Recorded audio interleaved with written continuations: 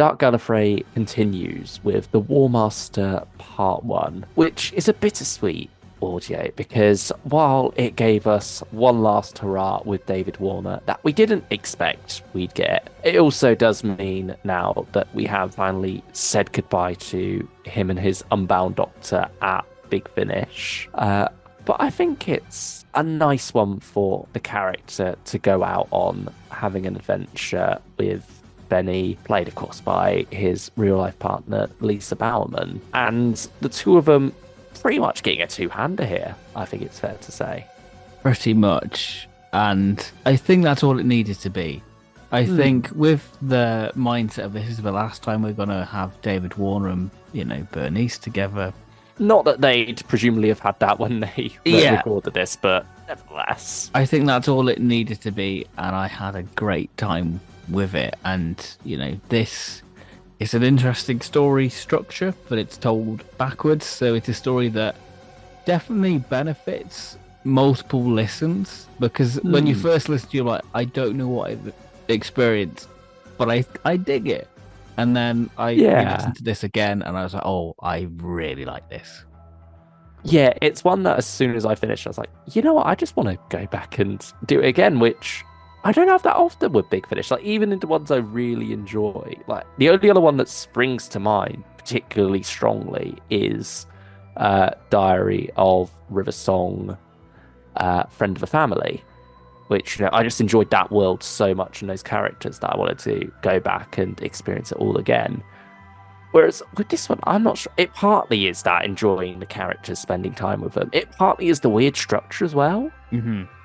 But yeah, I mean, it's funny because even though it's a part one, I feel like often with other Big Finishes, like I say, even the ones I really enjoy, I'm more like, oh, I want to get onto the next one, like by this writer or in this series that's really good and carry on that vibe rather than going back to the same one. This being a part one is funny that I want to go back and re-listen to it again. But I mean, that's an interesting point as well because it's kind of a part one, kind of its own thing. It's not quite the same structure as Dark Gallifrey Morbius was, is it? No, this Morbius was very much one big story, inspired by classic literature. This feels like it's going to have its three distinct stories. I think this feels very standalone. Yeah. Like, you can enjoy this. It sets up a basis of where we're going to go next with the actual idea of Dark Gallifrey. Yeah. And I mean, certainly with the War Master as well, because while this is part one of the War Master trilogy, there's no War Master here. But it seems that a lot of the events of the third story in this series will come into play and explain exactly what's going on with this very weirdly structured part one. But yeah, I mean, we did say back when we did our original Dark Gallifrey Morbius video that we'd more be focusing on just doing a review of each trilogy. But this is special. This is special, yeah. And I think after listening to it, I just wanted to talk about it really and just express my joy at hearing David Warner one last time in this adventure. Lisa Bowerman is brilliant as Bernice. She has a lot of emotional moments throughout it as well. Explores sort of a backstory as well, which is, I think, is quite nice. I think arguably it's a good jumping on point if you don't know about Bernice, in a way. Yeah, Despite, I can see that. It's not necessarily a good jumping on point if you're new to Big Finish because it's a very wild structure. But it shows what audio we can do with audio with, Doctor Who. Yeah, that's very true. And I like how almost nonsensical it is because it's feels very true to what time being messed around with would be. It would be almost incomprehensible to our brains that, struggle to interpret things in the fourth dimension and fifth dimension. You get the great dialogue about an ant trying to read a book. It would only see, one word at a time, wouldn't it? Yeah, it would just see a squiggly line. Yeah. I mean, it's sort of like what Flatline was, wasn't it? How that's creatures from a 2D dimension struggling to interpret a 3D dimension. Mm. How do we interpret the fourth dimension in a non-linear fashion?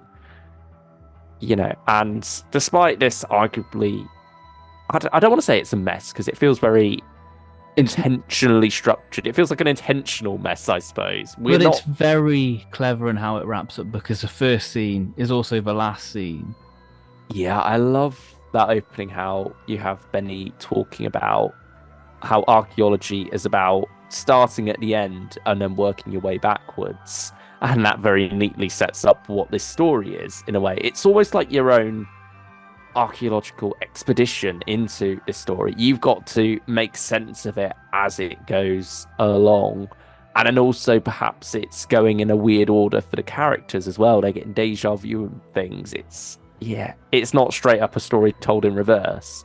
It's a story told in reverse that's also perhaps happening in reverse. Maybe. Mm.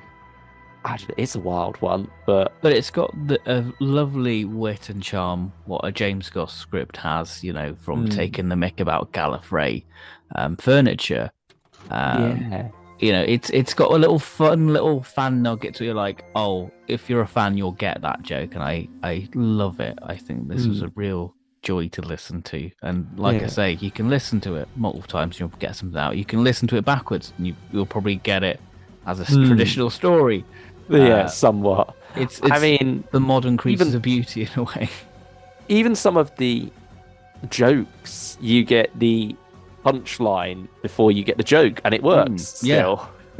It's wild. It's very clever, and yeah, I just had a really good time with this, and I can't quite explain why because it doesn't quite work. I don't quite understand it fully, and I don't think you're meant to yet until you get the War Master Part 3. But that didn't stop me having a really good time with this one. And I think it is a nice way to say goodbye to David Warner, who has done, I mean, so much more beyond just Big Finish. Incredible actor, such a prolific career. But to us, he is the Unbound Doctor, yeah. and Because he's so when wonderful in the role. when I met him at a convention, everyone was getting like the Omen signed, and he was sat next to Lisa Bowerman. So when I come along with a Big Finish picture, and he's like, "Oh, he listens to us," and it was just the sheer joy that somebody actually heard his Doctor and said, "I really love you as the Doctor." I think that was a nice little refreshing thing that he is being heard as this character, and he is loved. So it was, yeah, I love David Warner. Yeah, he's so amazing in this role. Always wonderful to listen to on the extras as well. I think it's funny hearing him on this one saying about how, oh, it makes no sense to me, but I say the that's the way with lines. so many. Yeah, that's just what it's there for. And it's funny seeing how he sees his Doctor here with Benny as a different one from who he did all those years ago in the original Unbound audios at this point. Because Yeah. he's been playing it for so long, his performance and the character have evolved so much since then. And I mean, this is where the character has ended up now. And And what an I think, ending it is. yeah, I'm really happy that we got this little bonus I think adventure with the pair. I think Bernice made the Unbound Doctor who he was and Mm, why we enjoy him so much. Because I think the original Unbound stories are great and they prove why David Warner's the king of the Unbound Doctors. But I think him and Benny become one of the ultimate pairings for Big Finish. mm. And it's a nice little moment for them to close this chapter Yeah, together. and so challenge each other as well, I Mm, think. The characters have some pretty intense moments at times that it almost feels like you've walked in on the conversation for because you don't know the cause of why they're mm, angry with each other at those points until later on. Yeah, it's a brilliant character study. Brilliant, essentially two-hander. You do have other cast members throughout this story, but they sort of come and go, really, and are often just in it for one scene with one character. Yeah, it's a weird one. But it's I good dig it. It's very James Goss as well. in the best possible way. Hmm. So yeah, Yeah. let us know your thoughts on Dark Gallifrey, Warmaster Part 1. Hmm. Did you miss the War Master at all? Or does this work perfectly fine without him? I think it looks perfectly fine Yeah, without him. I It's an didn't odd miss him. title, but that's a topic for another day. Hmm. We will come back to this release when we talk about the whole trilogy come September, when we have the full picture. But for now, I just wanted to talk about this because I really enjoyed it. Hmm. So yeah, thank you everyone for watching, and we'll see you next time. Goodbye, everyone. Bye bye.